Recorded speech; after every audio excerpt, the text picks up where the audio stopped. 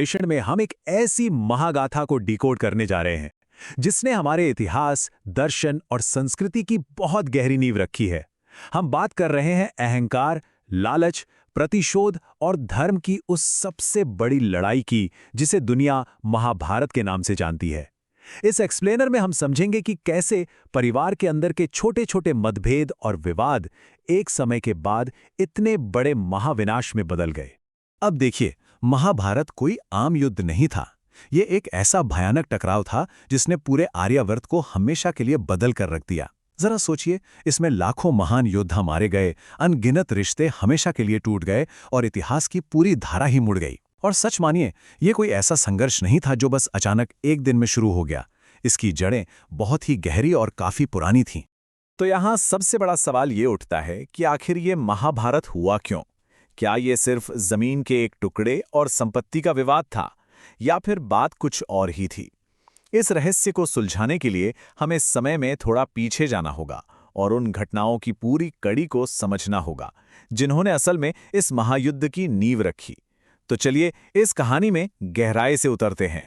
शुरुआत करते हैं हमारे पहले अंक से, जो है हस्तिनापुर और एक भयानक प्रतिज्ञा।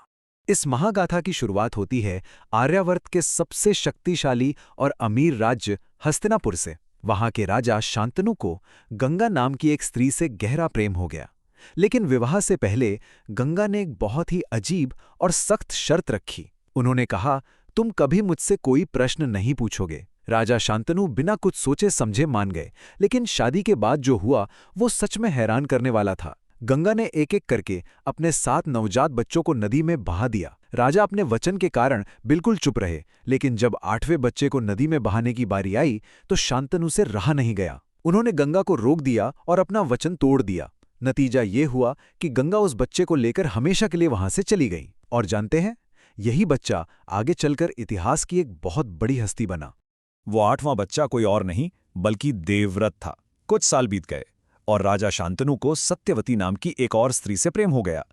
लेकिन इस बार सत्यवती के पिता की एक बहुत कड़ी शर्त थी कि भविष्य में केवल उनकी बेटी का पुत्र ही राजा बनेगा। अब अपने पिता को ये खुशी देने के लिए देवव्रत ने एक ऐसी भयानक प्रतिज्ञा ली जिसने सबको चौंका दिया। उन्होंने कहा, मैं जीवन भर विवाह नहीं करूंगा और कभी सिंहासन का दावा नहीं करूंगा। कहा जाता है कि इस प्रतिज्ञा को सुनकर तो आकाश भी गूंज उठा था। उसी दिन से देवव्रत को भीष्म कहा जाने लगा, मतलब भीषण प्रतिज्ञा करने वाला। बस इसी एक वचन ने हस्तिनापुर के पूरे भविष्य की दिशा ही पलट कर रख दी। और यहां से हम आते हैं दूसरे अंक पर, कौरव, पांडव और उनके बीच की बढ़ती ईर्ष्या। समय बीता, पीढ़ियां बदलीं। हस्तिनापुर के सिंहासन पर बैठे राजा पांडु, क्योंकि उनके बड़े भाई धृतराष्ट्र जन्म से ही अंधे थे और उस समय के नियमों के अनुसार कोई दृष्टिहीन व्यक्ति राजा नहीं बन सकता था। अब एक तरफ थे राजा पांडु के 5 बेटे, युधिष्ठिर, भीम, अर्जुन, नकुल और सहदेव, जिन्हें हम पांडव कहते हैं। और दूसरी तरफ थे अंधे राजा धृतराष्ट्र के 100 बेटे, जिनमें सबसे बड़ा था दुर्योधन। ये कौरव कहलाए। दिक्कत ये थी कि दुर्योधन बचपन से ही पांडवों से बहुत ज्यादा ईर्ष्या करता था। उसके दिमाग में ये डर और नफरत एकदम घर कर गई थी कि कहीं ये शक्तिशाली पांडव उससे उसका राजपाट न छीन ले।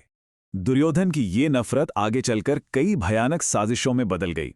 सबसे पहले तो उसने पांडवों को मारने के लिए मोम का एक पूरा महल ही बनवा डाला, जिसे लाक्षागृह कहते हैं। साजिश ये थी कि पांडव रात में सोते हुए जिंदा जल जाएं। लेकिन पांडव भी कम नहीं थे। वो एक गुप्त सुरंग के रास्ते बड़ी चालाकी से बच निकले। इसके बाद वो भेष बदल कर रहे जहां अर्जुन ने वो मशहूर स्वयंवर जीता।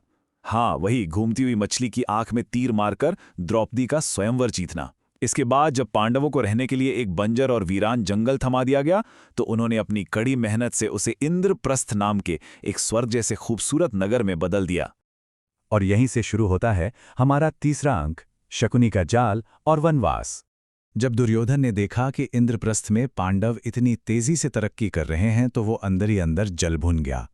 इसी ईर्ष्या का फायदा उठाया उसके मामा शकुनी ने। शकुनी ने जुए के एक ऐसे खेल का जाल बिछाया जो पहले से ही फिक्स था। उसने पांसे ऐसे फेंके कि धर्मराज युधिष्ठिर एक एक करके अपना सब कुछ हारते चले गए। जरा सोचिए इस क्रम को। सबसे पहले उन्होंने अपना पूरा राज्य हारा, फिर सारी धन दौलत, उसके बाद अपने चारों भाइयों को दांव पर लगा दिया, फिर खुद को, और अंत में तो हद ही हो गई, उन्होंने अपनी पत्नी द्रौपदी को भी दांव पर लगाकर हार दिया। ये हस्तिनापुर के इतिहास का सबसे काला दिन था। भरी सभा में द्रौपदी का भयंकर अपमान हुआ। दुशासन ने चीरहरण की कोशिश की। वो तो भगवान कृष्ण की कृपा थी कि उनकी रक्षा हो गई। इस रूह कंपा देने वाले अपमान के बाद द्रौपदी ने एक ऐसा संकल्प लिया जिसने कौरवों के पूरे विनाश पर जैसे पक्की मोहर लगा दी। उन्होंने कहा, जब तक दुशासन के खून से अपने बाल नहीं धोऊंगी तब तक इन्हें नहीं बांधूंगी। अन्याय के खिलाफ लिया गया ये वो संकल्प था जिसने आने वाले समय में कुरु वंश की जड़ें तक हिला दी। और इस जुए में हारने का सीधा सा नतीजा ये हुआ कि पांडवों को अपना सब कुछ छोड़कर पूरे 13 साल के लिए वनवास जाना पड़ा। ये 13 साल का वनवास कोई मामूली समय नहीं था। इसने दोनों पक्षों को पूरी तरह बदल कर रख दिया। एक तरफ जहां पांडवों ने जंगलों की खाक छानते हुए भी हिम्मत नहीं हारी, अर्जुन ने तपस्या करके भगवान शिव से दिव्य अस्त्र हासिल किए, भीम ने कई राक्षसों को मारकर अपनी ताकत बढ़ाई। लेकिन दूसरी तरफ हस्तिनापुर में सत्ता के नशे में चूर दुर्योधन का अहंकार बस बढ़ता ही जा रहा था। वो इस गलतफहमी का शिकार हो गया कि अब उसे और उसकी विशाल सेना को दुनिया में कोई नहीं हरा सकता। और इसी अहंकार के साथ हम पहुंचते हैं उस मोड़ पर जहां से वापस लौटना एकदम नामुमकिन था। अंक 4, कृष्ण का शांति प्रस्ताव और महायुद्ध। वनवास के 13 साल पूरे हो गए थे। अब न्याय के हिसाब से पांडवों को उनका राज्य वापस मिलना चाहिए था। लेकिन लालच इतनी आसानी से चीजें कहां छोड़ने देता है। भगवान कृष्ण खुद एक शांति दूत बनकर कौरवों के दरबार में पहुंचे। उन्होंने युद्ध की भयानक तबाही को टालने का सबसे आसान प्रस्ताव रखा। उन्होंने कहा, पांडवों को सिर्फ 5 गांव दे दो और यह महायुद्ध टल जाएगा। सिर्फ 5 गांव? लेकिन दुर्योधन का अहंकार देखिए। उसका जवाब था, मैं सुई की नोक जितनी जमीन भी नहीं दूंगा। बस यही वो पल था जब शांति का आखिरी दरवाजा भी हमेशा के लिए बंद हो गया। महायुद्ध अब तय था। अब दृश्य बदलता है।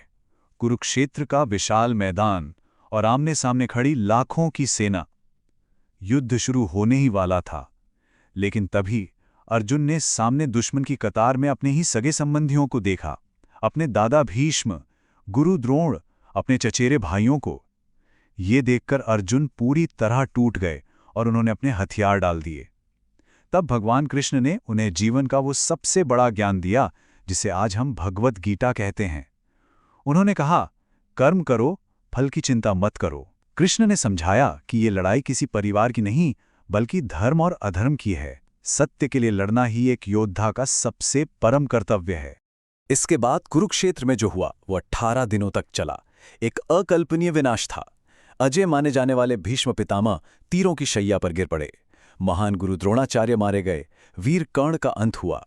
भीम ने अपनी वो पुरानी प्रतिज्ञा पूरी करते हुए दुशासन का वध किया। और आखिरकार दुर्योधन भी हार गया। पूरा का पूरा कुरुवंश, लाखों सैनिक, अनगिनत राजा, सब इस महायुद्ध की आग में भस्म हो गए। इस भयंकर तबाही के बाद शुरू होता है हमारा 5वां और अंतिम अंक, युद्ध का परिणाम और अंतिम सीख।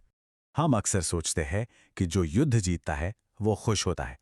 पांडवों ने युद्ध तो जीत लिया था, लेकिन क्या वो सचमुच विजेता थे?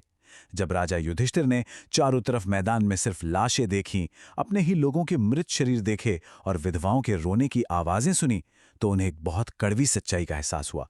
उन्होंने कहा, युद्ध में कोई नहीं जीतता। सिंहासन तो उन्हें मिल गया था, लेकिन वो सिंहासन उनके अपनों के ही खून से सना हुआ था। जीत की ये कीमत बहुत बहुत बड़ी थी। तो कुल मिलाकर इस पूरी महागाथा से हम क्या सीखते हैं?